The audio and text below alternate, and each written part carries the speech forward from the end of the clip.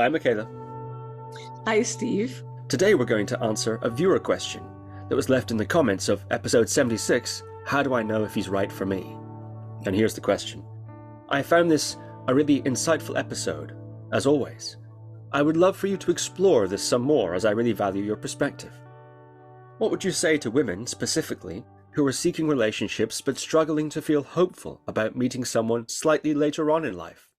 Late 30s, early 40s. How can we cultivate feelings of hopefulness and possibility within a culture that often suggests it should have happened by 28? There can be a great feeling of grief involved in seeing people around you meeting partners relatively easily, not necessarily doing any more than you to meet people. And sometimes it can feel quite shameful to openly say that it feels really hard to remain unpartnered, if that's what you so want. It almost feels unfeminist. So there's a few layers in there that we can unpack separately, and then we'll come back to the question in itself, right? And so one of the layers, of course, is the last thing the questioner asked, which is it's kind of unfeminist and a bit shameful to say that one isn't partnered and would like that, right? And I think there's something important in there to be said to begin with, which is there is still a lot of dogma and stigma, in all different layers of, let's say, societal consideration around specifically, well, it's not, I was going to say around specifically women, but it's actually not true, because there's also something in when men are unpartnered at a certain age. So, but I'll talk about women first. And that is that, of course, some people feel that if you are not with a partner, there must be something wrong with you. And some people feel that if you're not married and have children by the time you're, in your early 30s, there's something wrong with you and you're not doing your part for society. And then, of course, as she was saying, in the feminist aspect, right, there's people who say, well, what do you need a partner for to begin with? Specifically, what do you need a man for to begin with? And, you can do everything yourself, and you could have children by, sperm donor or adopt them or whatever. So you don't have to do that. So there's this wide range of opinion. And most of those opinions are based on, projections of people's different values, meaning some people value family and relationship and children from a societal viewpoint. Nothing wrong with that, but that's just one viewpoint. Some people value relationship and, let's say, the erotic explorations that come within relationship as something that's very important to them, as kind of almost a reason for living and a lifestyle choice and things like that. But they don't value children that much, let's say, right? And there's people who value long-term committed relationship. There's people who value kind of more, let's say, alternative ways of being within relationship. And then there's people who go, well, I don't really need one. I don't want one. There's too many downsides. I can do without, and then they project that on someone. So I'm saying this to say, because our questioner said, well, it feels a bit shameful. And that depends, of course, where you stand and with whom you talk, because different people have different ideas about that. So the important thing to say is it has to be her choice, what she wants for her life. And that's sometimes a bit hard to stick by, because it can run against other people's ideas, right? And so to the question, I want to just say that there's nothing shameful about not having found your partner yet, right? And there's nothing shameful about wanting a partner. It's the most natural and kind of, let's say, developmentally and biologically correct thing to feel. And if that's what you want to do, then that's okay. There's no shame in feeling like you want a partner, you want to share your life with someone, and you don't want to do it alone. And on the other hand, if you decide you don't want that, or it's not available to you for the price that takes, right? Because that's the next thing, then that's also okay. And the more you are able to articulate that for yourself, the more you can, of course, also be around that with other people. So that's one thing. right? Now we look at why do people very often nowadays not have a life partner in their late 30s, beginning 40s, or haven't found the right person, or are already divorced from their first supposed life partner. And there's a lot of reasons for that. Number one being that we have a lot more options and we have a lot more variety and ability out there in the world. And we also have a lot more ability to forge our own path. And of course, the more you forge your own path and the more you become a kind of a fully formed human being, independent of a relationship in your 20s, the less likely you're going to be to compromise just to get a partner. Because you have distinctions and you have criteria and you know yourself better, and you probably also have better boundaries, and you're better equipped to actually make a choice around being in the kind of partnership that is ultimately good for you. So that's the plus side.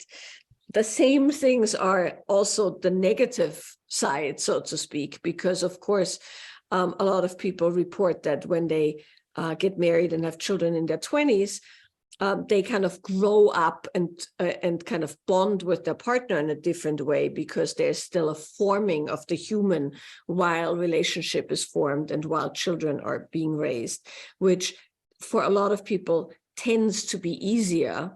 But then, of course, as they're fully formed and fully grown up and kind of know who they are, often those relationships, not always, but often those relationships break up because it's irreconcilable at that point, meaning two people want very different things later in life. So it's not one thing is better than the other. It's just a matter of what is it that you want for your life, right? And if your aim is to have a few children with somebody early on, raise them, and then maybe do something else with your life, that's one decision versus forming yourself, having a career, finding out who you are, making a meaningful contribution in life through your creative or business output. That's another way to go. So it's not wrong to not have found a partner and formed a family at that age that she is talking about. But it certainly means it's a bit harder in the context of you're not going to go with the first guy who comes along who looks remotely good, And also the material, the dating material out there is a bit different, of course, at that age. So while I don't think by any means it's hopeless, because she was saying she needs to cultivate hopefulness, it's definitely not hopeless. And it's definitely not one of those things where because you haven't done it now, it's over.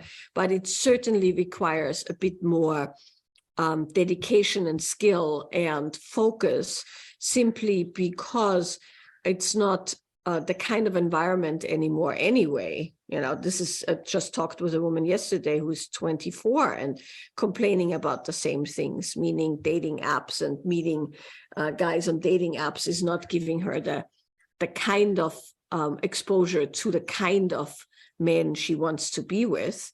And then interestingly enough, her girlfriend, who was 26, who was sitting next to her, was saying that she's with a woman and she had the same issue. She couldn't find anyone who wanted to commit to her. And, most women her age wanted to play the field while she wanted to settle down. So it's a moment in time and culture where there is so much available and there are so many options. And so there's a lot of people who want different things than what you might want. So the clarifying of what you want is one thing that's very important. And then we've talked about this before, but I want to say that here as well, is then knowing whom you want is important via knowing what you want. So if you first need to know what you want, that determines whom you want. And then that determines if that person lines up with who you are. And that is kind of the reverse engineering of the situation, where essentially your desire determines the kind of person who would meet that desire, that determines the kind of skills and let's say abilities that person would need for the kind of relationship she wants. And then the next step is, are you the kind of person who would attract such a person? And are you sending the right signals and doing the right things and being in the right places where you can meet such person? That's the backward chain. And then, of course, on a whole other level, when we talk about hopefulness and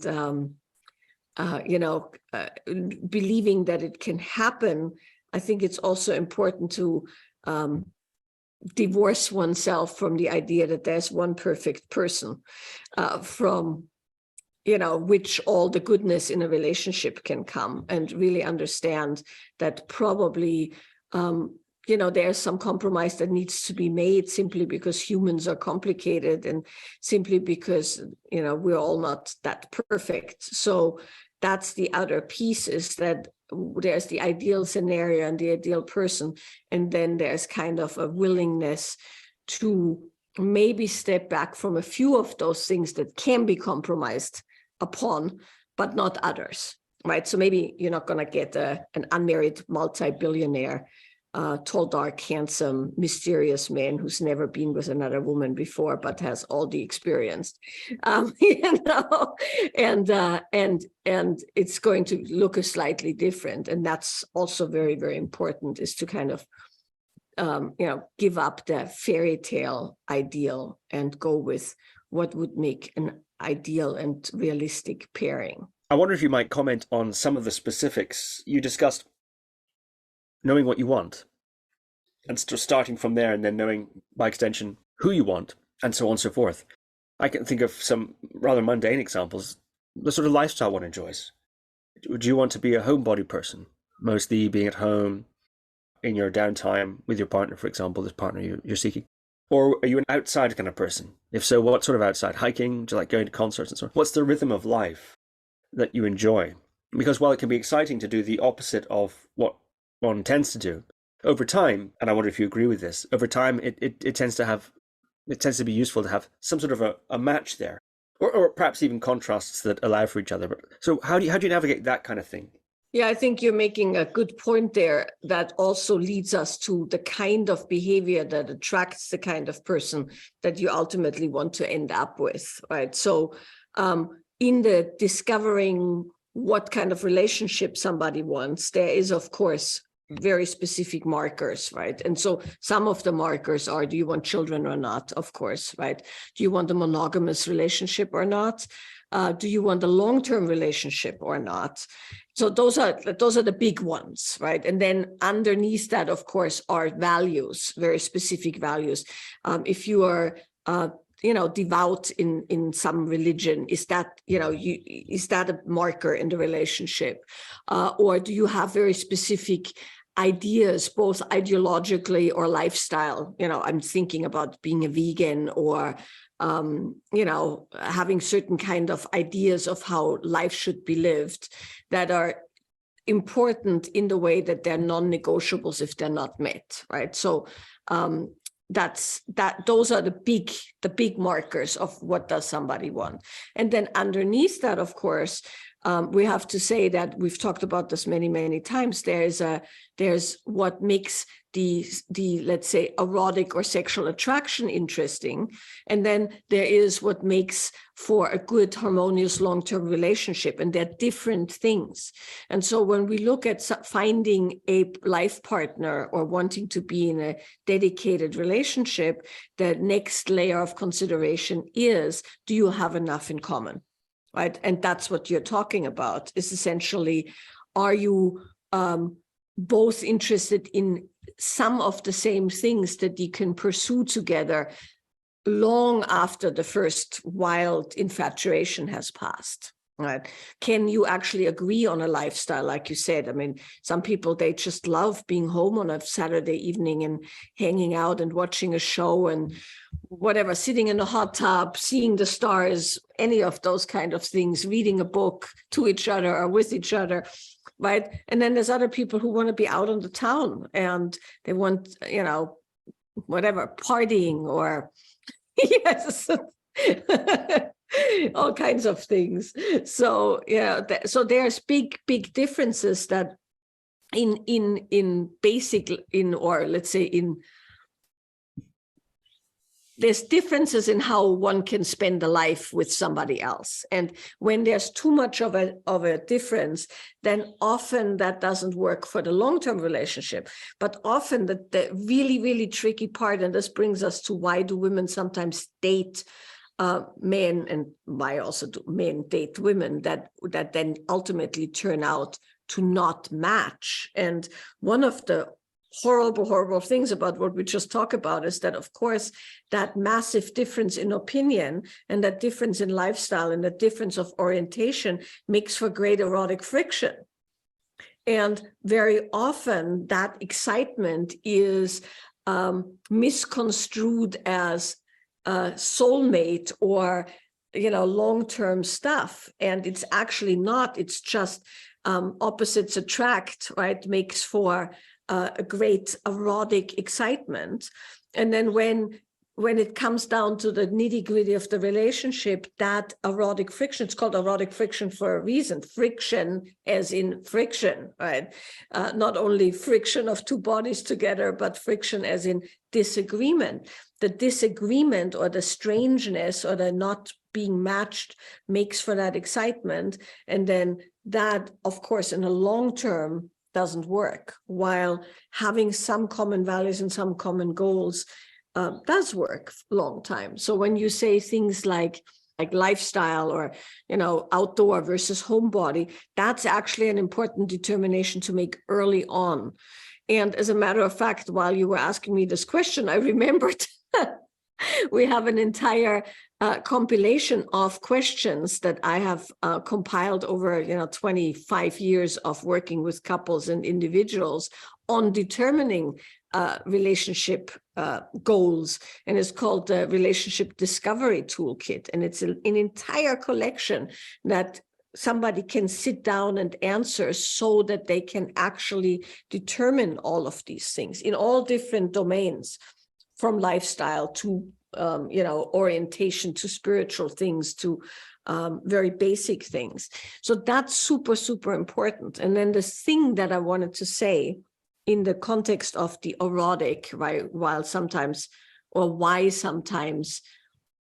the thing that I wanted to say in the context of the erotic and why sometimes we always attract these amazing erotic, sexually charged beginnings, and then it fizzles out or it doesn't actually match up, is that often that's, of course, what we put the most value on, because that's the excitement. That's kind of the marker of, oh, there's something happening between two people, that erotic spark.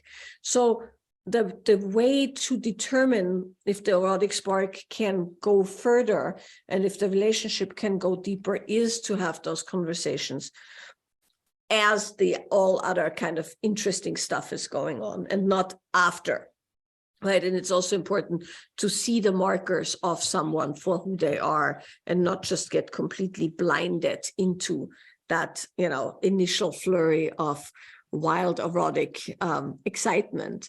And then furthermore, and this goes more into the dating aspect of how do you find a partner at that age, and going onwards, is that essentially you have to lead with different things than you did in your 20s. And that's very hard for a lot of people, because we have learned to lead with the thing that is supposedly the greatest value, which is that sexy, sparkly, hot, amazing thing. And of course, when one wants to attract a partner, it's important to bring some of that into the mix, but it's not the thing to lead with anymore if you want something different, right? If you essentially show up at a date looking like you're good with a roll in the hay, then there's a fairly good chance you're going to get a roll in the hay, but maybe not with the person with whom you're long-term compatible. And that is why often people say things like don't have sex on the first date and all of that. And that's not kind of a religious statement, right? It's just you want to see if there are other things there if you want the relationship to go somewhere else. Of course, if you don't want the relationship to go somewhere else, or you are willing to kind of chance it for a little while, that's perfectly fine. But if you are very specific about wanting to find somebody with whom to have a long-term serious relationship, it's probably a good idea to change strategy on dates as well a bit. Doesn't mean you have to show up buttoned up to here and not flirt, but there's layers of how can unpack one's personality and also the layers of how can one relate with a partner, right? And it's also true, the other way around, because there's guys out there who want very specific things, and they meet a woman. This happens a lot, and we hear this a lot, right? And she presents herself to be the kind of woman that he wants. Like you were saying, for instance, outdoorsy, adventurous, wants to go somewhere else every weekend, be out there in the woods hiking. And, the guys get very excited. It feels like they found somebody with whom they can like share that kind of adventure. And that, of course, makes the adventure so much better. And then eventually down the line, he finds out that really she doesn't like those things as much as he thought. And she was just molding herself to his specifications because she wanted him to want her. And that, of course, is always such a horrible thing, because suddenly you're in the situation where you've connected and you've bonded and whatever. And then you find out that essentially what was told that this person is about is really not what this person is about. And it can go both ways, because sometimes you hear from women that the guys sound like they really want to commit and have children and whatever, and then they lose interest. But then you also a lot of times hear that women portray this very adventurous or very specific kind of view of themselves to get the guy, and then it turns out they're really not about that, even in the domain of children and long-term relationship, right? Where they say that that's what they want, but when it really comes down to it, the signs are not such.